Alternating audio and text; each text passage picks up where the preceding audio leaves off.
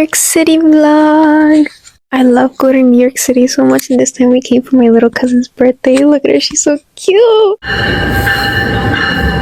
Once we got off the train, we headed straight to Chinatown, which was like over an hour long walk, which was so tiring in the heat, but still really peaceful at the same time. Once we got there, we walked around a little looking for something to eat, and I did stop by Concha to get a little drink because I felt like I had to have a drink in my hand from walking around New York City, if you know what I mean. To eat, we found this little place called Folk Noodle Express, where we got the spicy house wontons, and it was my first time trying wontons, and they were actually pretty good.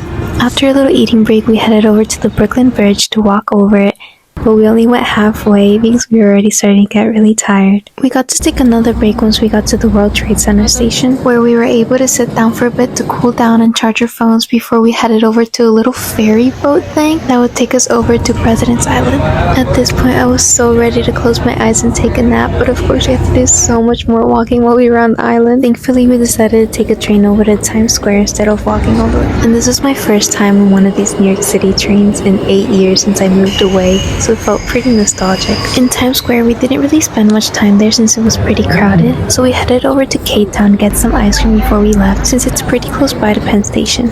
Also, this lemonade I got at the station was such a big waste of money for me. It was not good at all. And that's the end of my little day in New York City. I really miss it so much, and I really hope I get to go again this winter for Christmas time.